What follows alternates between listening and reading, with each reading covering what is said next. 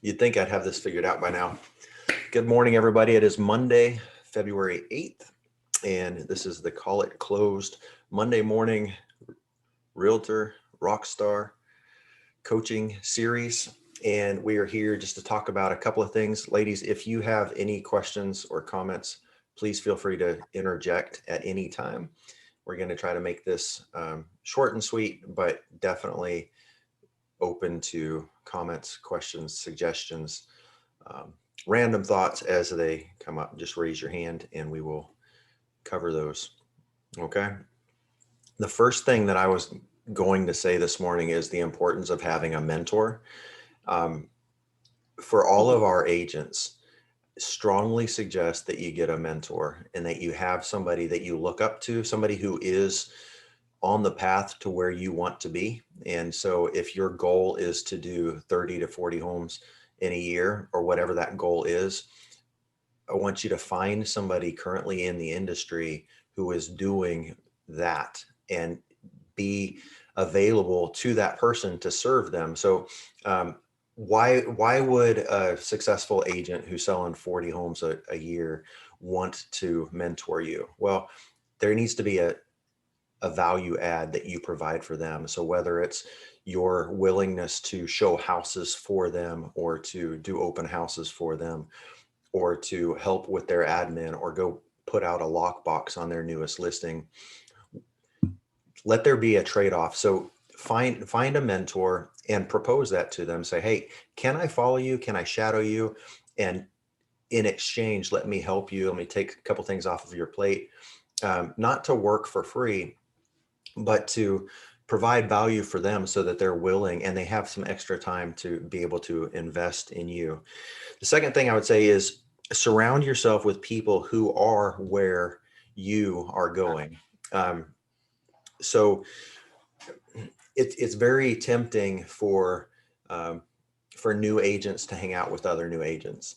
And you've heard that saying that you will become the average of the 5 people you spend the most time with. And I know when I went through real estate pre-licensing school up here in North Carolina, I made friends in that class. And so it was comfortable for me to hang out with those other brand new realtors, and we were all starving together. And that didn't help me, and it didn't serve me, and it didn't serve them either.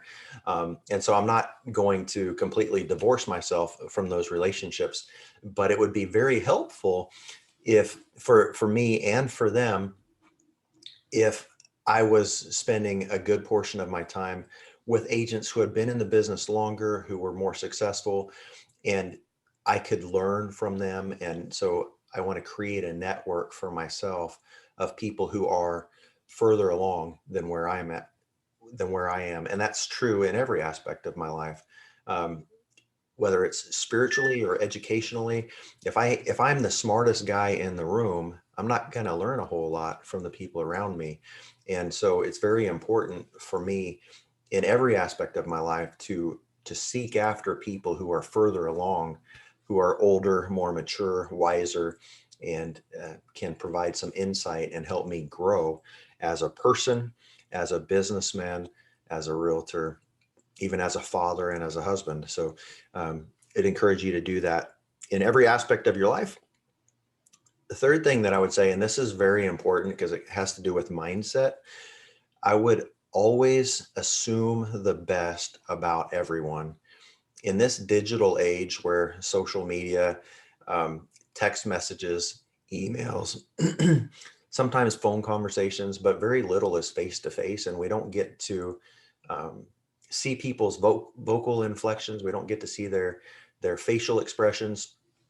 And so it's when you're just reading a text message or a message through Instagram or Twitter, you're not necessarily going to feel what the person is trying to communicate. And if you happen to be in a bad mood or something disappointing just happened when you're reading that, it can really cloud the way you interpret the information.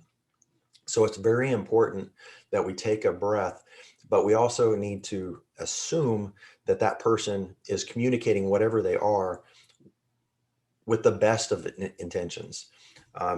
So, and this was true This is true regardless of where you are. I always try to give everybody the benefit of the doubt because I want people to view me that way.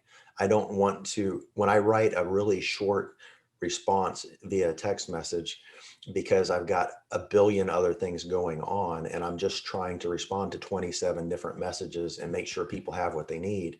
And that response is very short because my time is limited. I would hope that people would give me the benefit of the doubt and say, David must be busy. That's why he gave me a short response or a shorter response than he normally would. So we're going to give people the benefit of the doubt in hopes that they would also give us the benefit of the doubt.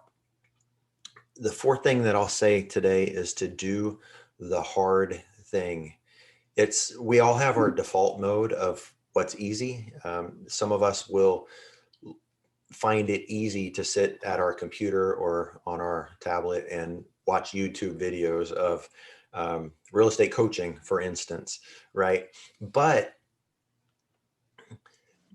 how is that helping you change and become the person, the realtor, the business person that you want to be? How is it helping you achieve your goals?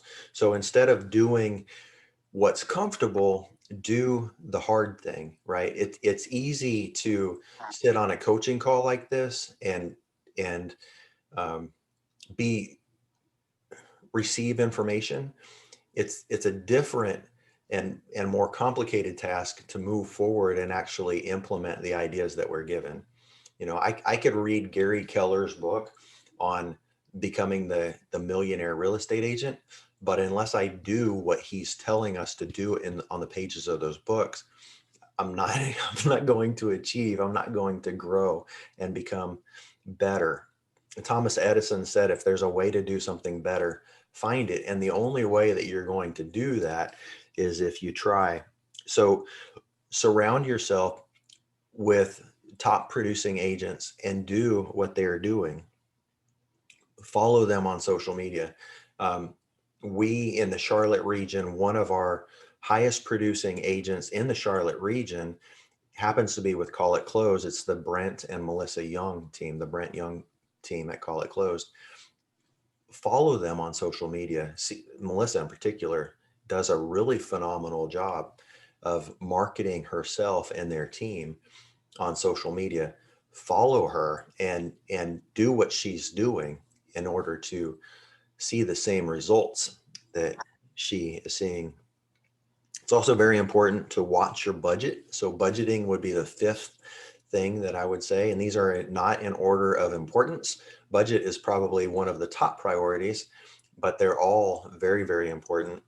Um, it's I highly recommend that you guys all keep a profit and loss statement, whether you're using QuickBooks or some other um,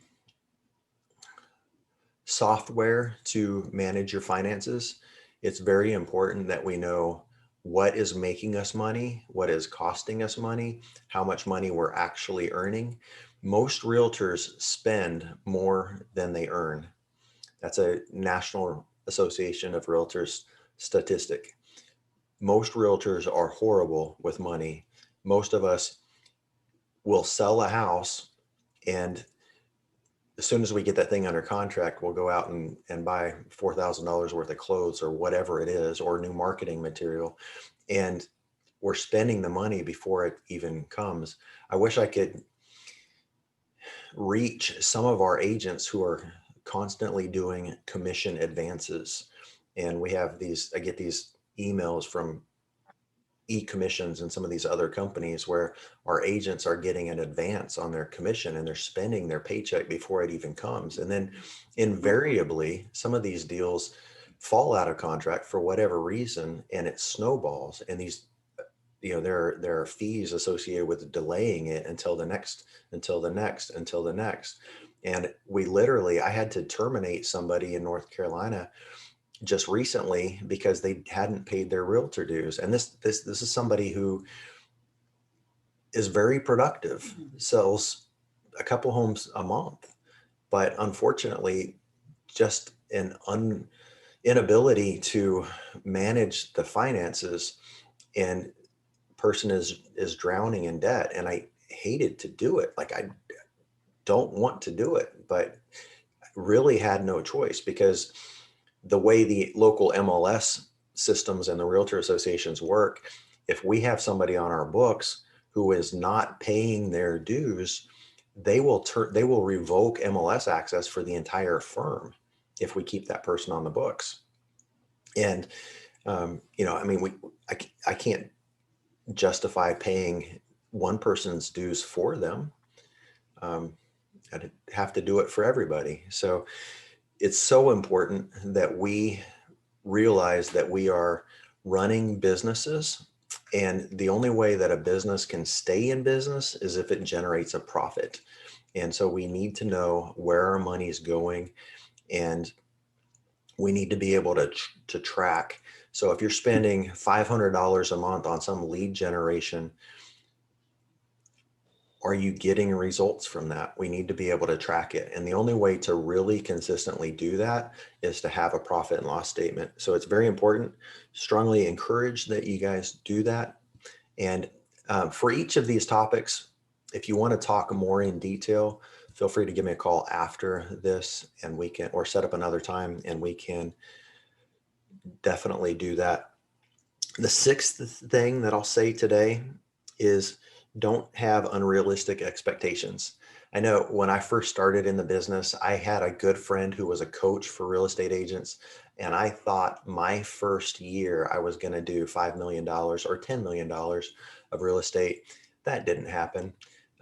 Needless to say, that happens for almost no one, because it's possible. People can do it, but it requires very specific actions. And I am the type of person who is not going to be out there knocking on doors and cold calling. It's not my personality.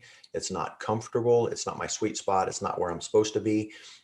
If that's how you work and you can do that, I think that's awesome, and congratulations.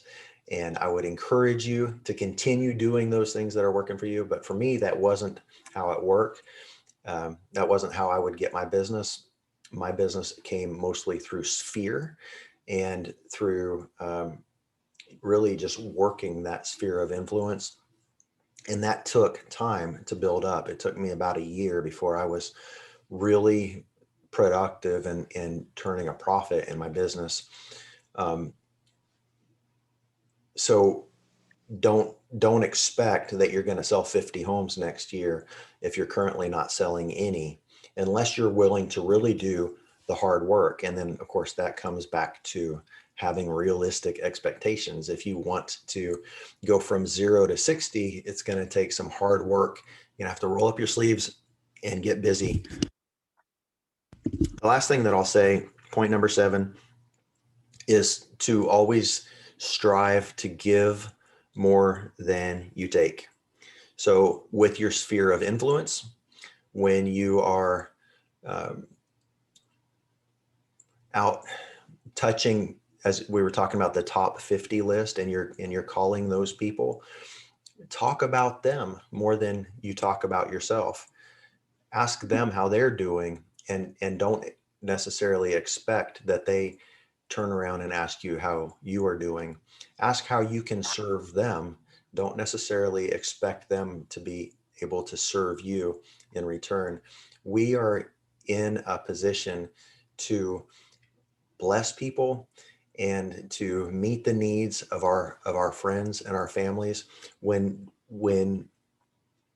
they need it most. And so be the kind of person that your friends and your family know they can call when they need something. When your colleagues need something, they know they can call you.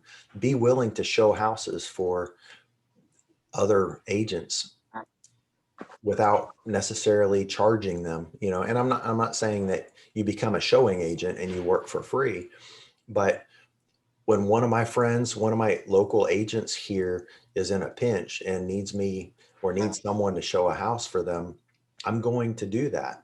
It's my joy to serve. And you know what? That creates loyalty, and it creates a kind of a relationship where people look for a way to repay you. And if you build relationally in that way. As you are doing that, it will come back to you.